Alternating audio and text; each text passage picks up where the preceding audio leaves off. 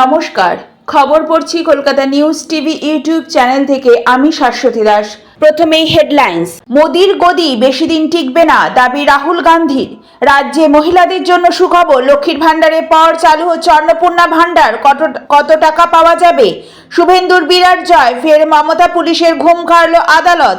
ফিরতে চান পুরনো দলে, তৃণমূল কংগ্রেসের সাথে সম্পর্ক শেষ করতে মরিয়া অভিজিৎ মুখোপাধ্যায়। ছাপ্পা মেরেই জিতেছেন দেব, আদালতে যাচ্ছেন, সাফ জানালেন শুভেন্দু।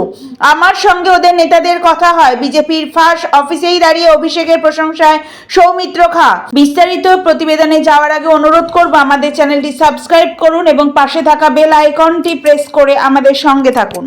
মোদির গদি বেশি দিন টিকবে না, দাবি রাহুল গান্ধীর। ভারতে মোদি সরকার খুব বেশি দিন টিকবে না বলে মন্তব্য করছেন দেশটির বিরোধী দলনেতা রাহুল গান্ধী। তিনি বলছেন, খুব শিগগিরই শরিক দলগুলোর সঙ্গে মোদি সরকারের বিরোধের সূত্রপাত হবে। ফাইন্যান্সিয়াল টাইমসকে দেওয়া এক সাক্ষাৎকারে কথা জানিয়েছেন তিনি। সাক্ষাৎকারে কংগ্রেস নেতা দাবি করেছেন, চলতি মাসে অপ্রত্যাশিত ফলাফলের পর ভারতের রাজনৈতিক পরিমণ্ডল একটি টেকটনিক পরিবর্তনের মধ্যে দিয়ে গেছে। ফলে প্রধানমন্ত্রী মোদি সরকারের টিকে থাকার জন্য সংগ্রাম করবে। রাহুলের সাক্ষাৎকার নিয়ে মঙ্গলবার একটি প্রতিবেদন প্রকাশ করেছে ফাইন্যান্সিয়াল টাইমস। এতে বলা হয়েছে, গত সপ্তাহে শপথ নিয়েছেন মোদি। জওহরলাল নেহরুর পর ভারতের প্রথম প্রধানমন্ত্রী হিসেবে টানা তৃতীয় মেয়াদে জয়ী হয়েছেন তিনি। কিন্তু ভারতীয় রাজনৈতিক বিশ্লেষকরা মোদির বিজেপি নেতৃত্বাধীন জোট সরকারের স্থিতিশীলতা নিয়ে প্রশ্ন তুলছেন। কারণ এ সরকার এক দশকের মধ্যে এবার সবচেয়ে দুর্বল অবস্থায় আছে।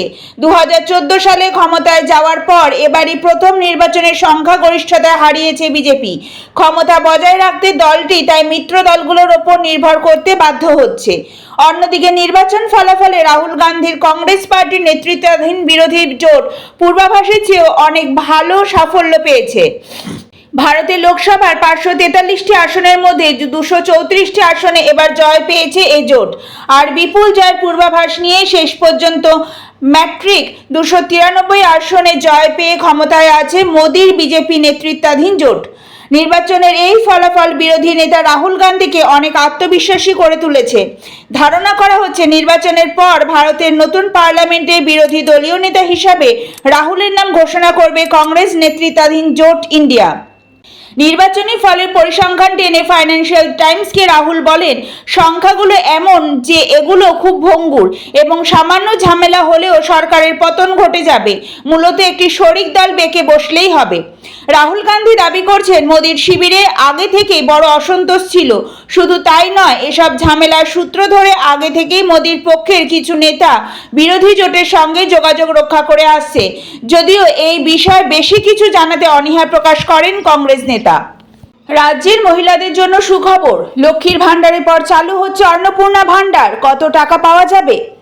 2024 লোকসভা নির্বাচনে লক্ষ্মীর ভান্ডারকে সামনে রেখে চালিয়েছিলেন তৃণমূল। বহু জায়গায় এই প্রকল্প নিয়ে বলতে শোনা গিয়েছে রাজ্যের শাসক দলের নেতা নেত্রীদের। তার পাল্টা আবার বিজেপির তরফ থেকে অন্নপূর্ণা ভান্ডারের কথাও বলা হয়।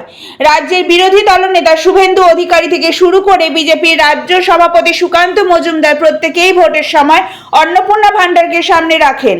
এবার ভোট মিটতেই এই নিয়ে শুরু হলো চর্চা।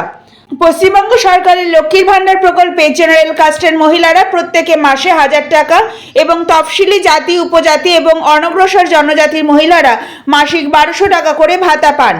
এর পাল্টা হিসাবে বিজেপির তরফ থেকে অন্নপূর্ণা ভান্ডার তুলে ধরা হয়। মেদিনীপুরের পদ্মপ্রার্থী অগ্নিমিত্রা পালও ভোট প্রচারে বেরিয়ে অন্নপূর্ণা ভান্ডারে মাসিক 3000 টাকা দেওয়ার কথা বলেন।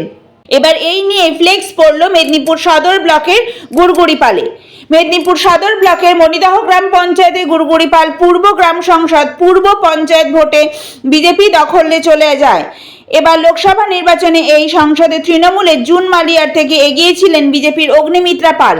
যদিও শেষ অবধি জয়ী হয়েছেন জুন। এবার ভোটের রেজাল্ট বেরোনোর সপ্তাহ দুয়েকের মাথায় অন্নপূর্ণা ভান্ডার নিয়ে ফ্লেক্স পড়ল গুড়গুড়িপালে। সেই ফ্লেক্সে লেখা রয়েছে, গুড়গুড়িপাল পূর্ব গ্রাম সংসদে আগামী 1 জুলাই থেকে শুরু হতে চলেছে অন্নপূর্ণা ভান্ডারে 3000 টাকা। 15 জুন থেকে 30 জুন অবধি আবেদন করা যাবে বলে উল্লেখ রয়েছে। সেখানে ফ্লেক্সে আরও লেখা, ফর্মের জন্য যোগাযোগ করুন বিজেপির মিথ্যাবাদী নেতাদের কাছে। প্রচারে গুড়গুড়ি পাল পূর্ব গ্রাম সংসদ। যদিও কে বা কারা এই ফ্লেক্স লাগিয়েছে তা এখনো জানা যায়নি। বিজেপির তরফ থেকে এই নিয়ে তৃণমূলের দিকে আঙুল তোলা হয়েছে। স্থানীয় টিএমসি নেতা গৌতম বিশ্বাসী এই প্রসঙ্গে বলেন, ফ্লেক্স কারা টাঙিয়েছে সেটা বলতে পারবো না, তবে বিজেপির কার্যরত কর্তারাই নির্বাচনী প্রচারে বেরিয়ে বলেছিলেন, কেন্দ্রে যদি নরেন্দ্র মোদী প্রধানমন্ত্রী হন তাহলে অন্নপূর্ণা ভান্ডার প্রকল্পে মহিলাদের 3000 টাকা দেওয়া হবে। শুভেন্দুর বিরাট জয়, ফের মমতা, পুলিশের ঘুম কাড়ল আদালত। ফের আদালতে কানমোলা খেল মমতা বন্দ্যোপাধ্যায়ের প্রশাসন। শুভেন্দু অধিকারীকে জব্দ করতে গিয়ে চরম নাস্তানাবুদ হল রাজ্য পুলিশ। প্রসঙ্গত, নির্বাচনের মধ্যেই এই শুভেন্দু অধিকারী কোলাঘাটের বাড়িতে হানা দেয় পুলিশ। যে ঘটনা নিয়ে সোচ্চার হন রাজ্যের বিরোধী দলনেতা। এমনকি পুলিশের পক্ষ থেকে মামলা করে শুভেন্দু অধিকারীকে আরও হেনস্থা করার চক্রান্ত শুরু হয় বলে অভিযোগ। তবে অবশেষে রাজ্যের বিরোধী দলনেতার বিরুদ্ধে আপাতত কোনো পদক্ষেপ গ্রহণ করা যাবে না বলে স্পষ্ট জানিয়ে দিল আদালত। সূত্রের খবর, এদিন বিচারপতি অমৃতা সিনহা শুভেন্দু অধিকারীর কোলাঘাটের বাড়িতে পুলিশি হানা এবং পুলিশি তদন্ত নিয়ে বড় স্থগিতাদেশ জারি করেন। আদালতের পক্ষ থেকে জানিয়ে দেওয়া হয় যে আগামী 30 সেপ্টেম্বর পর্যন্ত শুভেন্দু অধিকারীর বিরুদ্ধে কোনো পদক্ষেপ গ্রহণ করতে পারবে না পুলিশ। স্বাভাবিকভাবে পুলিশ দিয়ে রাজ্যের বিরোধী দলনেতাকে হেনস্থ করে দিন যে শেষ হয়ে গেল, সেটা হয়তো এবার হাড়ে হাড়ে টের পাচ্ছে রাজ্যের প্রশাসন। আর এবার আদালতে শরণাপন্ন হয়ে মমতা বন্দ্যোপাধ্যায়ের দলদাস পুলিশের মুখে রীতিমতো ঝামা ঘষে দিতে সক্ষম হলেন রাজ্যের বিরোধী দলনেতা। সঠিক পথে থাকলে যে জয় নিশ্চিত তা আরও একবার প্রমাণ করে দিলেন শুভেন্দুবাবু। দিনের শেষে তেমনটাই বলছেন রাজনৈতিক বিশেষজ্ঞরা। ফিরতে চান পুরনো দলে, তৃণমূল কংগ্রেসের সাথে সম্পর্ক শেষ করতে মরিয়া অভিজিৎ মুখোপাধ্যায়। বাংলায় কংগ্রেসের অবস্থা কেমন তা আর আলাদা করে বলে দিতে হবে না। তারপরেও কংগ্রেসের মরাগাঙে জোয়ার আনতে চান প্রাক্তন রাষ্ট্রপতি প্রণব মুখোপাধ্যায়ের পুত্র অভিজিৎ মুখোপাধ্যায়। সূত্রের খবর, কংগ্রেসে ফিরতে চেয়ে দিল্লিতে দলের হাইকমান্ডের সঙ্গে নাকি যোগাযোগ করেছেন জঙ্গিপুরের প্রাক্তন সাংসদ। তাই শীর্ষ নেতৃত্বের পক্ষ থেকে ছাড়পত্র মিললেই অভিজিতের কংগ্রেসে যোগদান শুধুমাত্র সময়ের অপেক্ষা। একটা সময় কংগ্রেস সাংসদ ছিলেন অভিজিৎ মুখোপাধ্যায়। প্রণব মুখোপাধ্যায় রাষ্ট্রপতি হওয়ার পর তার ছেড়ে যাওয়া জঙ্গিপুর আসন থেকে উপনির্বাচনে জয়লাভ করে সাংসদ হয়েছিলেন তারই পুত্র অভিজিৎ মুখোপাধ্যায়। 2014 সালে লোকসভা নির্বাচনে তিনি আবার সাংসদ হন জঙ্গিপুর থেকে। তবে পরের বার লোকসভা নির্বাচনে অর্থাৎ 2019 সালে অভিজিৎ জঙ্গিপুরে তৃণমূল প্রার্থীর কাছে প্রচুর ভোটে হেরে যান। তারপরেই কংগ্রেস নিষ্ক্রিয় হয়ে যান তিনি। এরপর 2021 সালে জুলাই মাস নাগাদ অভিজিৎ মুখোপাধ্যায় কংগ্রেস ছেড়ে তৃণমূলে যোগ দেন। তবে তাকে কোনো কাজেই সেভাবে ব্যবহার করেননি তৃণমূল নেতৃত্ব। লোকসভা বা বিধানসভা কোনো নির্বাচনে টিকিট পাননি তৃণমূলের থেকে। বিগত 3 বছরে তৃণমূলে সক্রিয় ছিলেন না অভিজিৎ। তবে এবার পুরনো দলে ফিরতে চাইছেন তিনি।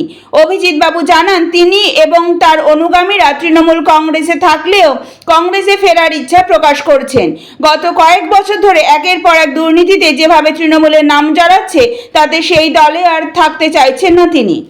ছাপ্পা মেরেই জিতেছেন দেব, আদালতে যাচ্ছেন সাফ জানালেন শুভেন্দু। বহু লড়াই দিয়েও শেষ পর্যন্ত বেশ কিছু আসনে পরাজিত হতে হয়েছে ভারতীয় জনতা পার্টিকে, যার মধ্যে অন্যতম ঘাটাল লোকসভা কেন্দ্র। এখানে কেশপুর বিধানসভায় ব্যাপক ছাপ্পা হয়েছে এবং তারই ফলেই তৃণমূল প্রার্থী জয়লাভ করেছেন বলে দাবি বিজেপির। আর সেই জায়গায় দাঁড়িয়ে এবার সেই তৃণমূল প্রার্থীর বিরুদ্ধে আদালতের দ্বারস্থ হচ্ছেন ঘাটালের পরাজিত বিজেপি প্রার্থী হিরণ চট্টোপাধ্যায়।